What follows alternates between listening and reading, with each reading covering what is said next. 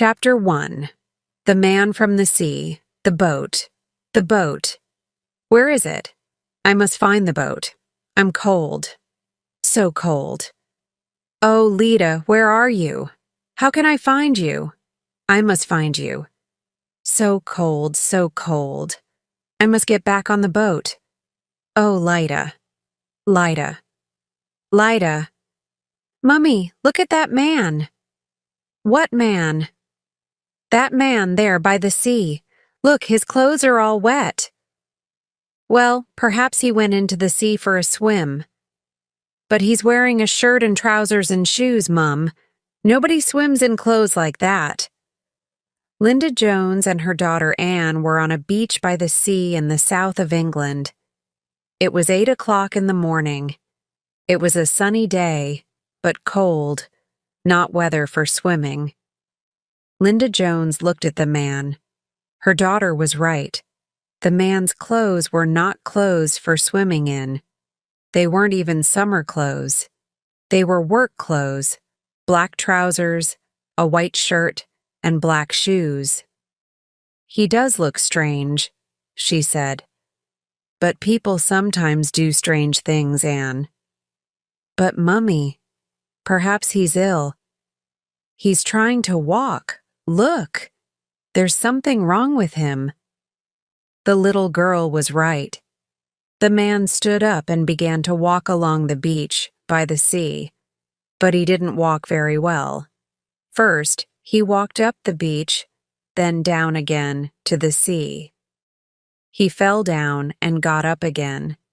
Then he walked into the sea and fell down again. This time, he didn't get up. He stayed there, lying in the sea. You're right, Anne, Linda said. There's something wrong with that man. You stay here. I'm going to look at him. She walked down the beach to the sea. The man didn't get up. He stayed lying in the water. Linda stood by the sea and looked at him. He was a tall young man, about 25 years old, with long dark hair. His clothes were wet, and he looked cold. His face was very white, but there was a dark red mark over his left eye. Hello. Are you all right? Linda asked. The man looked at her but didn't say anything. Linda tried again. You look cold, she said. Do you need help? The man didn't speak. He tried to get up, but he fell down again in the water. Oh dear, she said. You do need help, don't you? She took off her shoes and walked into the sea. She took the man's arm. Come on, she said. Try to stand up. She tried to help him up with one hand and then two, but it was not easy. He was bigger than her, and she nearly fell into the sea beside him. But then she got him to his feet and helped him walk out of the sea. On the beach, he sat down again. Linda sat down next to him. Are you hurt? She asked. Are you not feeling well? The man looked at her with his strange blue eyes, but he didn't say anything. What's your name? Linda said. The man didn't answer. He turned his face away and looked at the sea. Linda looked at the mark over his eye. Oh dear, she said. I think you need to go to the hospital. She took out her phone and called for an ambulance. 20 minutes later, an ambulance arrived, and 2 ambulance men ran down the beach to the man. They looked into his eyes, felt his hands, and asked questions. What's your name, sir? They said. No answer. How did you hurt your head? They asked. Can you move your legs? No answer. One of the ambulance men turned to Linda Jones. Do you know this man? He asked. No, said Linda. He was like this when I found him. Suddenly, the man stood up and tried to walk away back into the sea. But he couldn't walk well. He fell down and lay on the beach. The sea came over his legs. All his clothes were wet, and he was very cold. "Come on, sir," the ambulance man said. "You're not well. You need help. We're taking you to the hospital." The two ambulance men helped him up and carried him into the ambulance. At the hospital, two nurses took off the man's wet clothes and put him in a warm bed. A young doctor came to examine him. He saw the mark on the man's face and his cold white hands. "What happened to you?" the doctor asked. "How did you hurt your head?" The man closed his eyes and did not answer. "Who is he?" the doctor asked the nurses. "We don't know. He didn't speak to the ambulance men," a nurse said. "I asked his name, but he didn't say anything. I think he's in shock." "Let's have another look at his head." The doctor moved his fingers carefully over the man's head. "Ah," he said, "there's another injury. Here, under the hair. See? Something hit him very hard here." The doctor felt the man's cold hands and feet. "How long was he in the sea, do you know?" "We don't know, doctor. We don't know anything about him because he's not speaking." "Well, that can wait. First, we must get him warm. He's too cold. Give him lots of warm drinks and check him every hour. Let him sleep, but keep him warm all the time. Tomorrow morning, he must have a scan for that head injury." Chapter 2. The Man with No Name. Where am I? All these lights. So many people. White coats, talking. I don't want to hear them. I don't understand their words. I must find Lida. I must help her. How can I find her? I cannot live without her, my Lida, my songbird. The hospital day starts very early. At 7 o'clock, the nurses took the man downstairs for his scan. By 9 o'clock, he was back in bed on the ward, and a different doctor came to see him. "Well, good news, young man," the doctor said. "Your head injury is not very bad. You're going to be fine. How are you feeling now?" The man did not answer. He sat up in bed and looked at the doctor and then at the nurse. Then he turned his face away and stared out of the window. Said the doctor. He took out a pen and slowly moved it from side to side in front of the man's face. The man's eyes did not move. "Shock," said the doctor.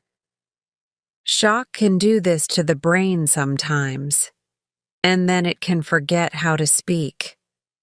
He turned to the nurse. "Is he saying anything to you?" "No, not a word," the nurse said. "Is he eating and drinking all right?" "Yes, no problems there," said the nurse. "Well, call me when the police arrive. Somebody's coming at midday to ask questions." "Why?" said the nurse. "The poor man is ill. He's a man with no name, no papers, nothing. Where did he come from?" "The police want to know." When the policeman arrived, the nurse took him to her patient. "Please be gentle," she said. "He has a head injury, and we think he's still in shock after his accident." "Good afternoon, sir," the policeman said to the man in the bed. "I need to ask you some questions, please. What's your name and where are you from?" The policeman held his pen, ready to write down the answers. But there were no answers. He tried again. "Why were you on the beach yesterday? Why were your clothes wet? Did you fall off a boat?" No answer. The man closed his eyes and turned his face to the wall. "How did you hurt your head?" Did somebody hit you? No answer. The policeman spoke more loudly. Come on now. What's your name? The nurse and the doctor then arrived. What are you doing? Said the nurse. There's no need to shout. He can hear very well. But he's not answering my questions, the policeman said. Who he is? Where does he come from? We don't know, said the doctor. Can't the questions wait for a day or two? Let him rest now. They moved away from the patient's bed. I need a name, the policeman said. I can put a name through the police computer. Where does he come from? Is he an illegal immigrant? Did he fall off a boat full of illegal immigrants? We need to know these things. Without a name, I can't do anything. Is he even English? Was there nothing in the pockets of his clothes? Where are his clothes? Said the doctor. I can find them, I think, the nurse said. She went away and came back a few minutes later with the man's clothes. They were white with salt from the seawater. There was nothing in the pockets, no papers, nothing with a name on. What about the labels in the clothes? The policeman said. They can sometimes tell you something. The nurse found a label in the back of the shirt. Look, she said. That's not English, the doctor said. Can you read it, nurse? No, the nurse said. It looks like some Eastern European language. Russian, perhaps? Maybe, the policeman said. So perhaps your patient isn't English. He can't answer the questions because he doesn't understand them. Said the doctor. I think he's not answering because he can't speak, in any language. Something happened to him. We don't know what, but it was bad. I can bring a police interpreter tomorrow, said the policeman. He can try a few languages on him. And now I must go and ask a lot of questions about boats and ships near here yesterday. Perhaps he fell off a boat and somebody is looking for him. The policeman left, but there was no rest yet for the man from the sea. It was a busy hospital, with accidents coming in all the time. We can't keep him in this ward tonight, the doctor said. We need the bed. Take him over to the psychiatric unit. They can give him a bed for a few nights. Perhaps they can help him with speaking. Ask for Nurse Avril O'Brien. She's very good with patients like these. Chapter 3. The piano. My head feels better today. My eyes still hurt, but I can see better. These people are kind, but I cannot talk to them. What can I say? What can I tell them? I do not want to live without Lita, and Lita is lost to me forever. Nothing matters now. Nothing. The psychiatric unit was a new part of the hospital. It had nice rooms for the patients, with pictures on the walls. There was a patient sitting room with books, some comfortable chairs, and an old piano. Outside, there was a small garden with flowers. Patients here had mental problems of different kinds. Many of them were older people. Some of them did not know the day of the week or their own names. Avril O'Brien was very good with these patients. She was kind and friendly. She liked to sit with her patients or walk with them in the little garden. She talked to them all the time. Sometimes they answered, and sometimes they didn't. But that didn't matter to Avril. She just went on talking in her warm Irish voice. She was very interested in the new patient, the man from the sea, the man with no name. How can I help him best? She asked Dr. Sansom. Dr. Sansom was the doctor in the psychiatric unit. He was very good at helping patients with mental health problems. Avril was his best nurse. "Talk," he said. "Just talk to him, Avril. He's not going to answer you, but we want him to listen." So Avril talked to him in her warm Irish voice. She talked about her family, about the weather, about books and films. The man from the sea said nothing and did not answer any of her questions. But he began to listen and to watch Avril's face when she talked. In the morning, the policeman came back. With him was a tall young woman with black hair and a big smile. "Hi, I'm Katya," she said to Avril. Avril looked at her in surprise. "Do you work for the police?" she asked. "You don't look like police." Katya laughed. "No," she said. "I'm an interpreter of Eastern European languages. I work for myself." "Our usual man is on holiday," said the policeman. "He's always on holiday when you need him. Katya helps us when that happens." Avril took them into her patient's room. He lay on his bed and watched them. But when Katya began to speak, he closed his eyes and turned his face to the wall. Katya spoke for 3 or 4 minutes in different languages, but the man did not move or open his eyes. Katya stopped and looked at the policeman. "I'm sorry, Ben," she said. "I tried Polish, Ukrainian, Russian, and Serbian. He just doesn't want to talk." "But did he understand any of those languages?" "I don't know. How can you tell?" said Katya. "He's just lying on the bed with his eyes closed." "What about that shirt label?" said the policeman. He turned to Avril. "Have you got his shirt?" Avril found the shirt and showed it to Katya. "Yes, this is a Russian name on the label," she said. "So he's Russian then?" the policeman said happily. "Maybe," said Katya. "But you can find these shirts in Poland, in Latvia, in London even. This label is a famous shirt maker in St. Petersburg." "Well, that's no help," said the policeman. "Oh dear, this is getting very difficult. He must tell us his name. I'm going to talk to him in English again." "No, you're not," said Avril. "This is my patient, and he is not a well man. He needs to rest, to be quiet. You must leave now." She opened the door, and they all left the room.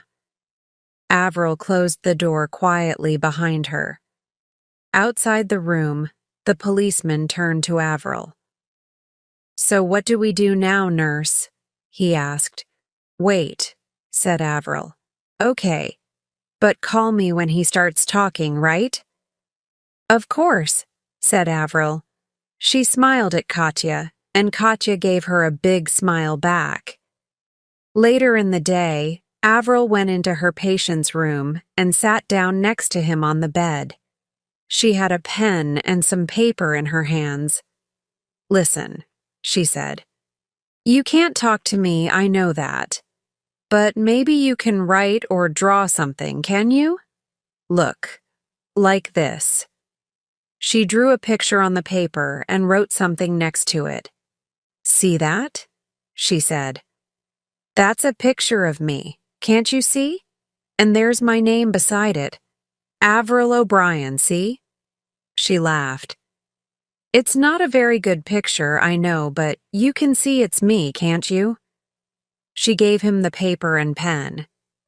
"Now you, draw a picture of yourself and write your name beside it." Then she sat quietly and watched. The man took the pen and paper from her, but for a long time he sat very still and did nothing. Avril watched him with a friendly smile on her face. "Go on," she said kindly. "You can do it. It's paper. It can't hurt you. Draw a picture. Do it for me." The man looked at the paper again. Then he started to draw. His hand moved quickly across the paper. Avril sat still and watched him. It was very quiet in the room, and she could hear the sound of the pen on the paper. Then she heard another sound. It was the sound of crying. He finished the drawing and looked up. There were tears on his face. Avril took the paper from his hand. It was a drawing of a piano. "That's beautiful," she said. "A piano. Do you like piano music? Do you play the piano, maybe?" No answer. The man stared down at his hands. He did not look at Avril. Avril laughed. "Well, that's wonderful, so it is. Come with me, young man. I have something to show you." She put down the paper and held out her hand. The man got out of bed and went with Avril into the patient's sitting room. It was his first time in here. "Look," Avril said. "We have a piano here. One of our old patients gave it to us. Come, play something for me." The man sat in front of the piano. Avril pulled up a chair and sat next to the piano. For a long time, he did nothing. He sat still and looked at the piano. Then, very slowly, he pressed one of the white piano keys with his finger. Avril watched and waited. But there was no music. The man just played one note, pressing the same key with the same finger. He played the note again, and again, and again, more and more quickly, louder and louder and louder. Then he stopped. Tears ran down his face. He put his face in his hands and whispered one word. "Lida, Lida, Lida." Then he got up suddenly and walked quickly out of the room. He went back to his bed and lay on it, face down, with his hands over the back of his head. Avril went to find Dr. Sansom. "He spoke," she told him. "He said one word, over and over again, but I didn't hear it very well. It sounded like leader, but what can that mean?" Dr. Sansom shook his head. "Leader? I don't know.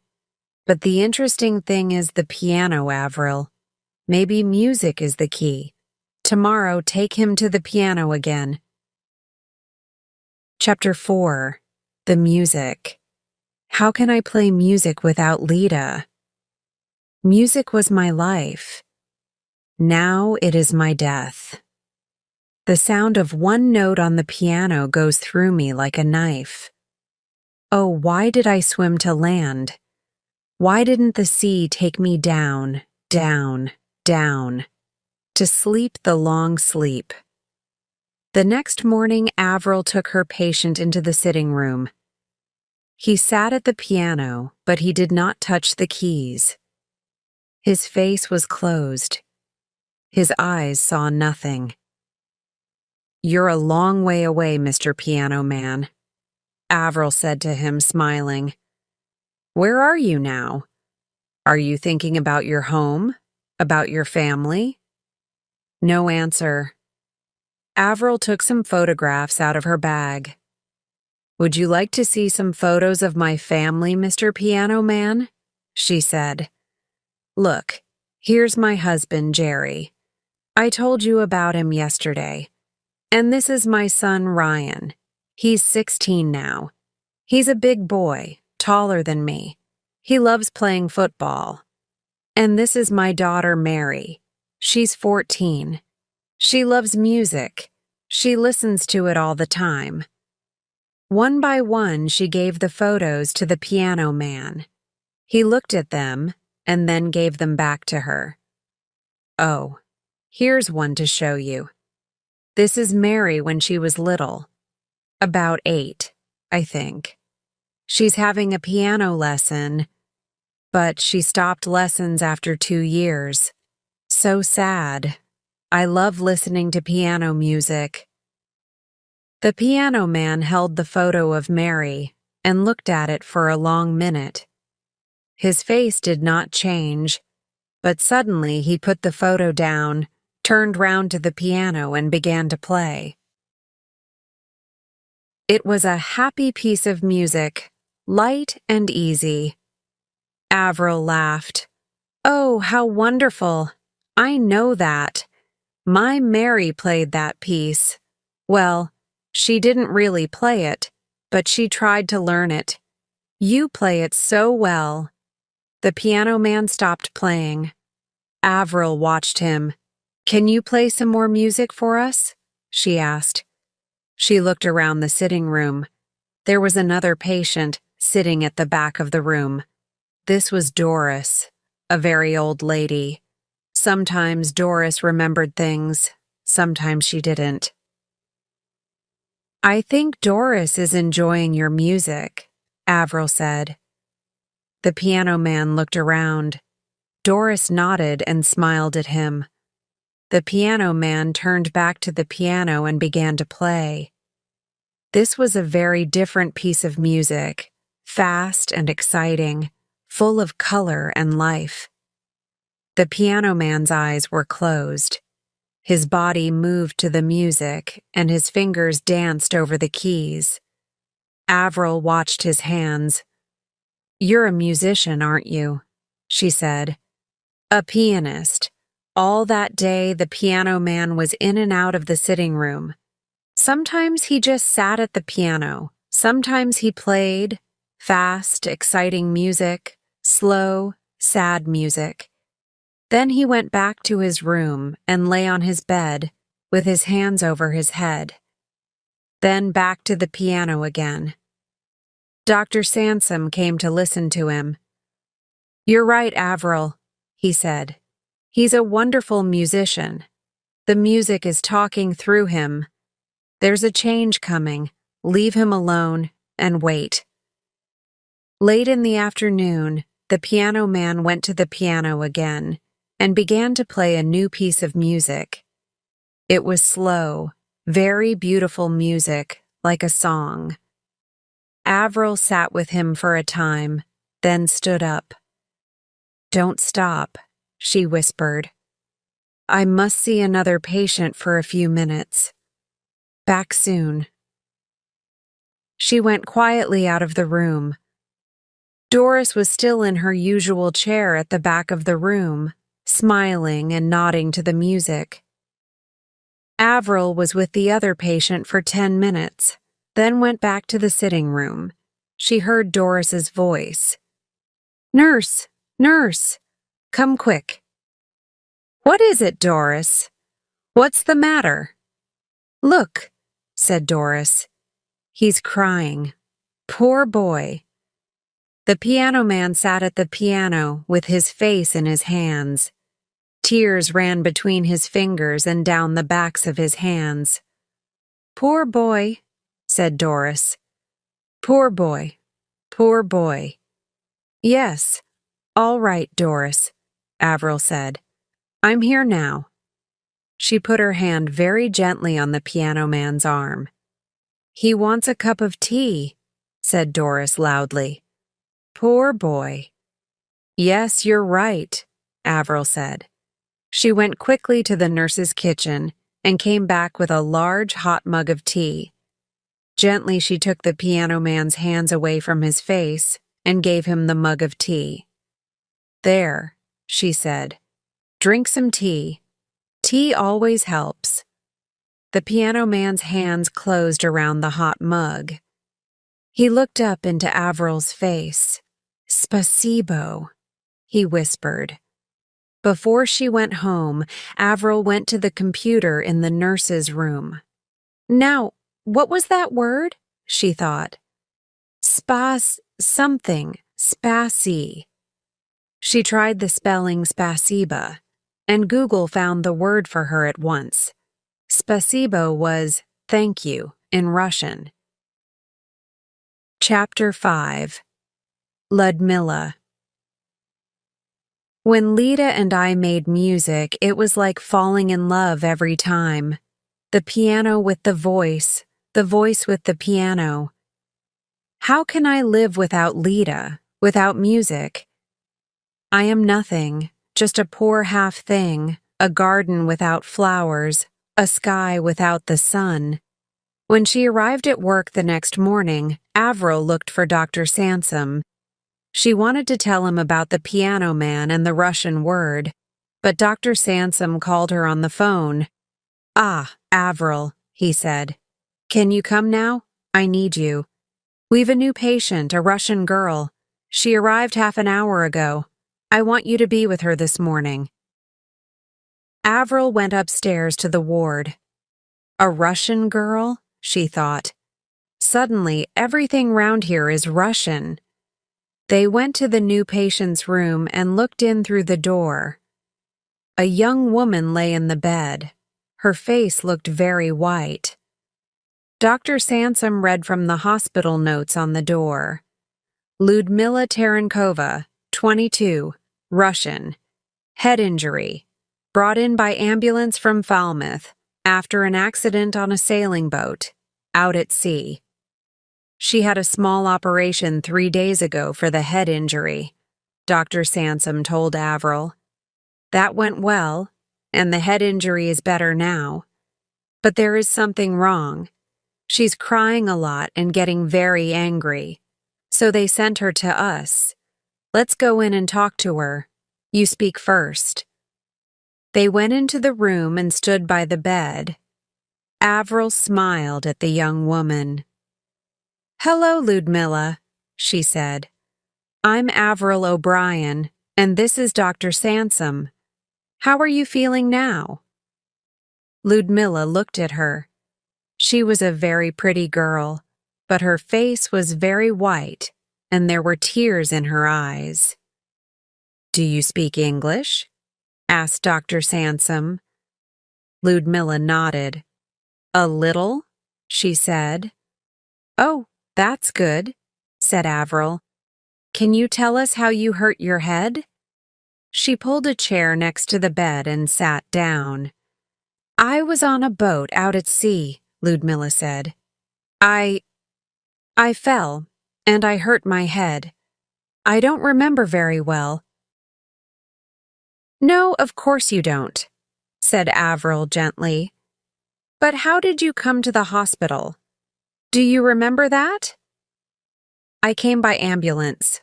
The boat came into Falmouth. Is that the name?" Then the ambulance came. "And who called the ambulance?"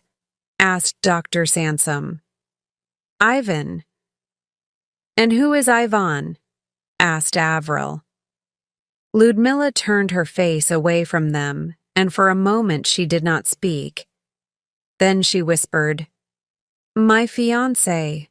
It's his boat. We were on holiday."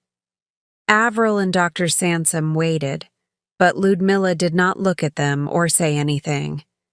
"Is Ivan here now?" Avril said. She smiled and looked around the room. "Did he come with you to the hospital?" The tears in Ludmilla's eyes began to run down her face. She laughed angrily. "No, he went back to the boat. He's going back to St. Petersburg," he said. Suddenly, she sat up in bed. "Please," she said to Avril. "Please, I must talk to my father. He's in St. Petersburg now. Please get my mobile phone from my bag. It's very important. I must talk to him immediately. I must tell him." Tears ran down her face, and she tried to get out of bed. Avril quickly put her hand on Ludmilla's arm and helped her back into bed.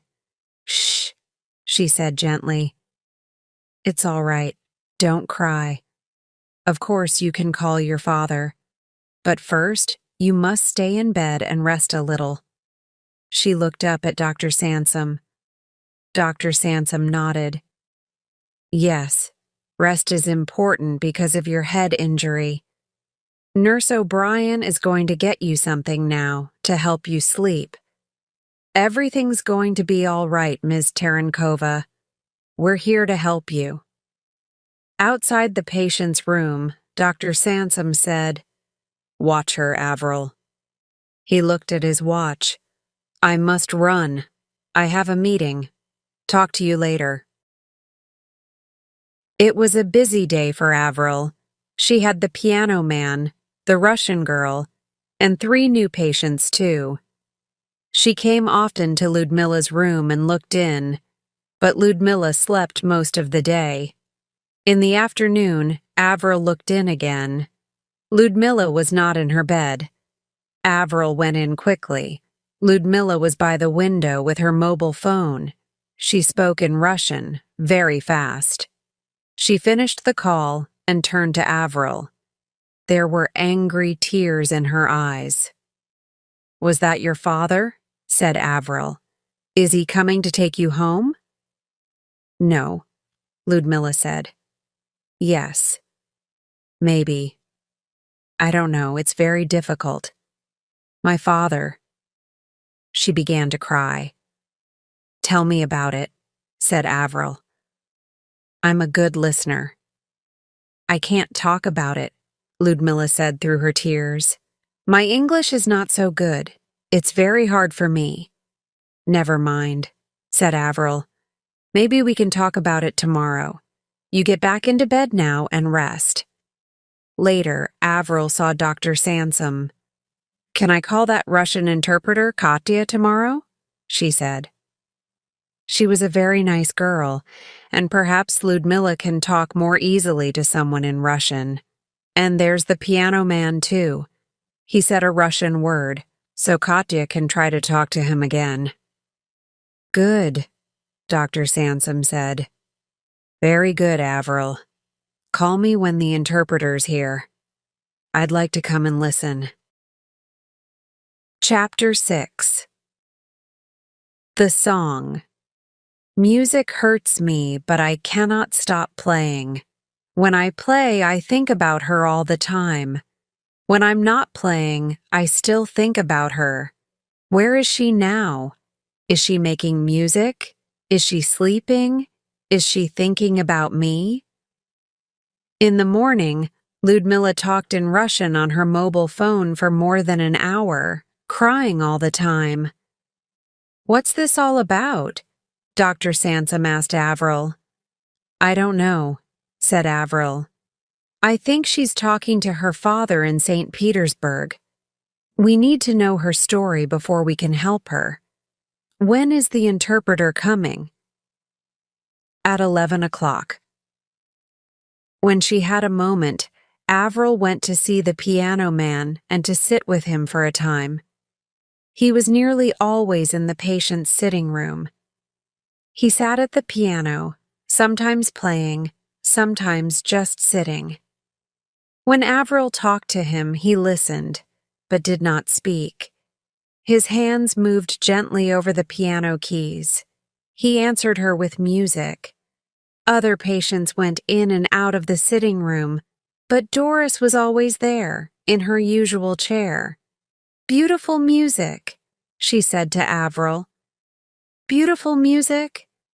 "Yes, it is," said Avril. "Does he talk to you, Doris?" "He's a nice boy," Doris said. "Beautiful music." "Very nice," Avril said. "But does he say anything? Do you know his name?" "Yes," Doris said happily. "He's the piano man. He plays music, beautiful music." Avril went away, back to her other patients.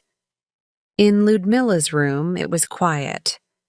Ludmila lay on her bed and stared out of the window at the sky. Avril brought her a hot mug of tea.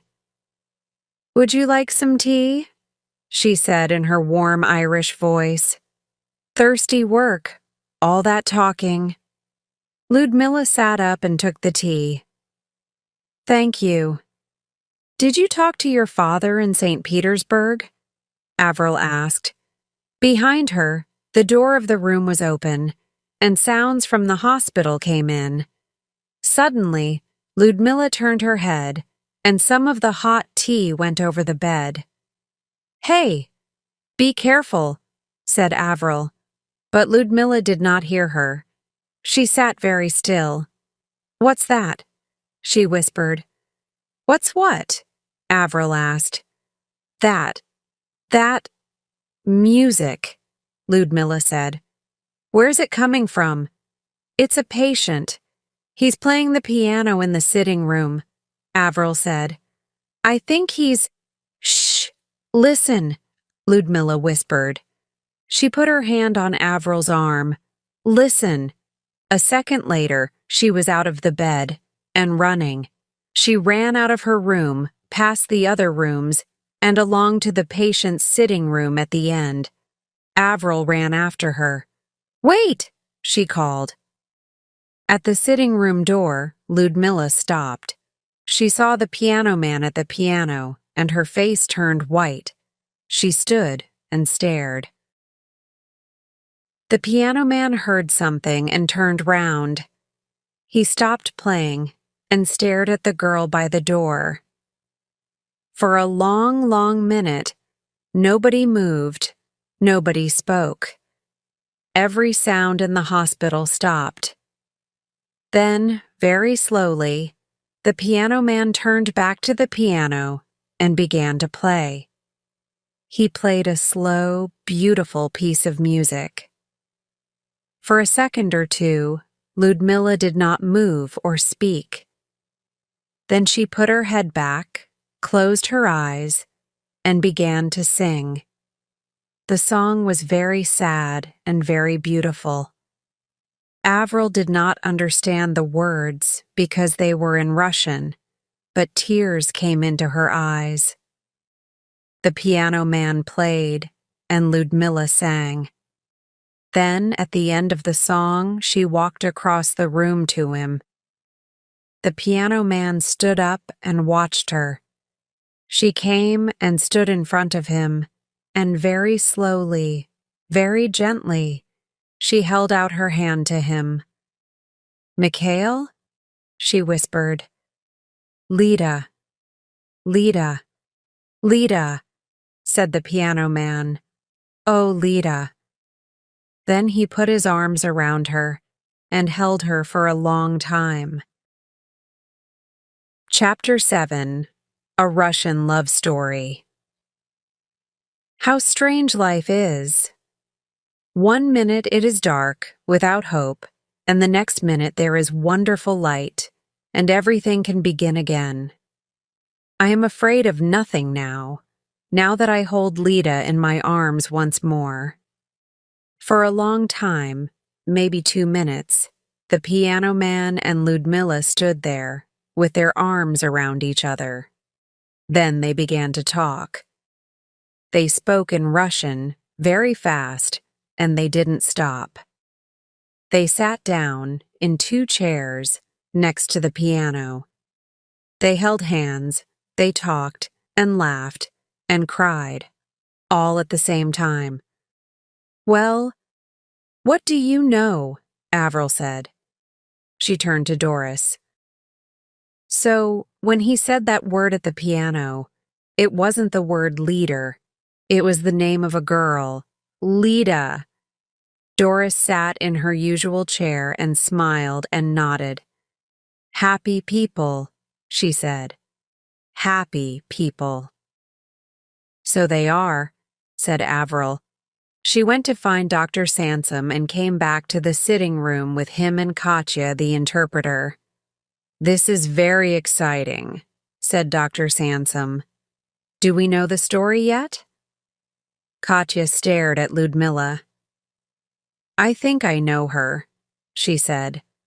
She's a singer, Ludmilla Terenkova. She's beginning to get famous in Russia, and she's on YouTube a lot.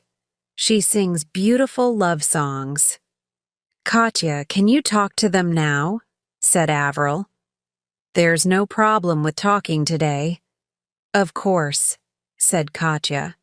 She pulled up a chair and sat down next to Ludmilla and the piano man. They talked in Russian for 10 minutes. So, said Katya. She turned to Avril and Dr. Sansom. It is a love story, she said, with 3 people. Ludmilla met a young man, Ivan, and when he asked her to marry him, she said yes, but she didn't really love him. Why did she say yes then? Avril asked. I was young, said Ludmilla. I did not know about love. I liked Ivan, yes, but I did not really know him. My father liked him because Ivan is from a rich family. My father is a rich man too, and he wants me to marry money. Money is more important than love, he says.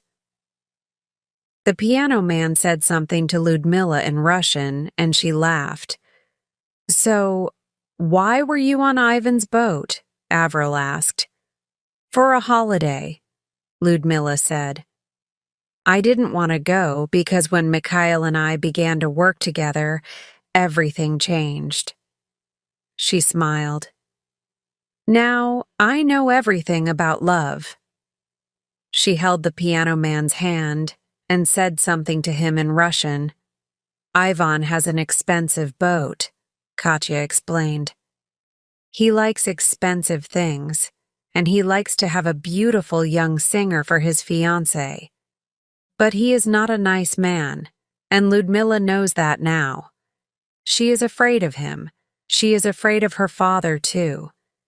Mikhail, you see, is from a very poor family, and Ludmilla's father is not going to like that. So these 2 young people, very much in love, just wait for an answer to their problem. So, how did Mikhail arrive on the beach? Asked Avril. Mikhail is a very good pianist, said Katya, and a very good accompanist for Ludmilla. He plays the piano when she sings. Ludmilla wanted to learn some new songs, so she took Mikhail with her on Ivan's boat. It's a very big boat then, is it? Avril asked. It has a piano on it. Oh, yes. These are very rich people. I see.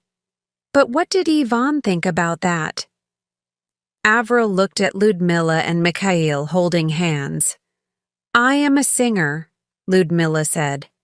And of course I need my accompanist to help me learn new songs. So Mikhail comes with me. Everywhere. Of course. So what happened? Avril asked. This happened, said Ludmilla. She turned to Mikhail, put her arms around him, and gave him a long, loving kiss. Then she looked at Avril again. We were at the back of the boat, but Ivan saw us. He was angry. Very, very angry. He hit Mikhail on the head with a bottle, and Mikhail fell into the sea. Ludmilla stopped.